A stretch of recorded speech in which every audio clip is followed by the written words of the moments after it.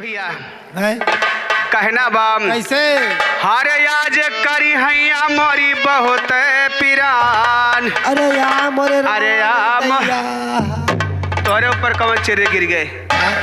तोहरे ऊपर कौन चिर्री गिर गए? अरे हमारा सूल पिराता है, हमें रहाई नहीं ना। आप जाओ बनाओ खाओ, मैं इसे पौड़ा रहाई दियो। अच्छा जाओ बनाओ खाओ, जब बन जाए तो वैसे थुअर थार 5-6 रोटी, एक थरिया भात, एक बाल्टी दाल नहीं दियो, खाए पानी पी लिए। अब तबीयत बहुत खराब बा, खाए नहीं जाता है। और का मामला हमार गड़बड़ान बा, तबीयत इनके खराब हो जाए का भगवती कटौ बाहर देख के हमारी तबीयत खराब हो जाती है, कैसे साहबू और माई का तबीयत दूसरे खराब बा, मामला दूसरे के नुकसान बा, तबीयत इनके सीरियस होती बा। वह तबीयत देख के हमारी तबीयत खराब होती है, माई कैसे साहबू तू। तो हमार तबीयत ही देखा करा। हाँ। कहना बाम कैसे अरे आज करी हैया मोरी बहुत पिरान, मोरे राजा दरदिया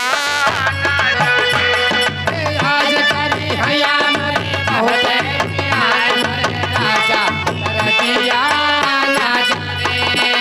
आज करी हैया मोरी बहुत पिरान, मोरे राजा दरदिया ना जाने। मोरे राजा दरदिया ना जाने, मोरे दुल्हा दरदिया ना जाने।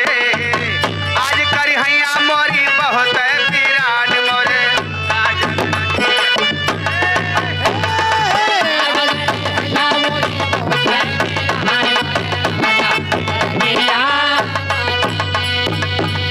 मोरे पहले पेर जब आई, पहले पेर जब आए, मोरे पहले पेर जब आए।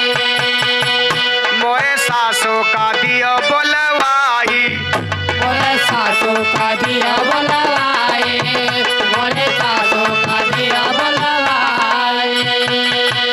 अरे आज मोरी अम्मा लियो जियरा बचाए, मोरे राजा दरदिया ना जाने। हे आज मोरे अमाली जियरा बचाए, मोरे राजा दरदिया ना जाने। आज मोरी अमाली जियरा बचाए, मोरे राजा दरदिया ना जाने। ए भैया जब दूसरी दर्द आवत के का बोलावत हम के का हो मोरे दूसरे पेर जब आई, मोरे दूसरे पेर जब आए, मोरे दूसरे पेर जब आए। मोरे जेठनी का दियो बोलवाई, मोरे जेठनी का दियो बुलवाए, मोरे जेठनी का दियो बुलवाए। अरे आज मोरी दीदी लियो जियरा बचाए। ए दीदी हाँ का बा? राम de कहतान चली आओ दीदी, हम ना उबे तो हम कब्बो बोली टिबोली ना मार नहीं, हम दीदी। ना तो बहुत अरे बढ़िया चली है। आओ मोर दीदी, बर्दाश्त नहीं बा। तो कहन माई पहला पालो ना खाइए क्यों पहला पाल के। ए हाँ। आज मोरी दीदी लियो जियरा बचाए, मोरे दुल्हा दरदिया मोरे दिलिया जियरा बचाए, मोरे दुल्हा दरदिया ना जाने। आज मोरे दिलिया जियरा बचाए, मोरे राजा दरदिया ना जाने।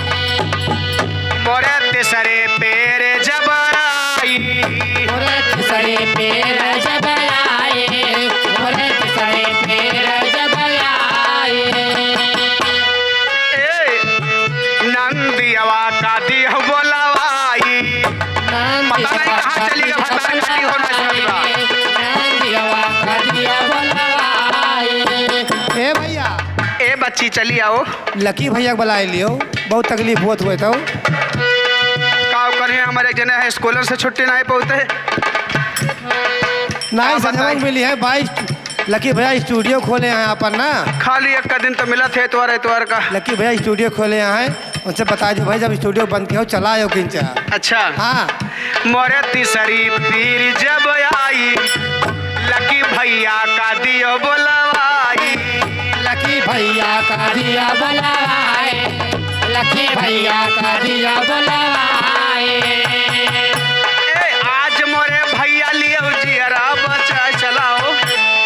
ए आज मोरे भैया लियो जियरा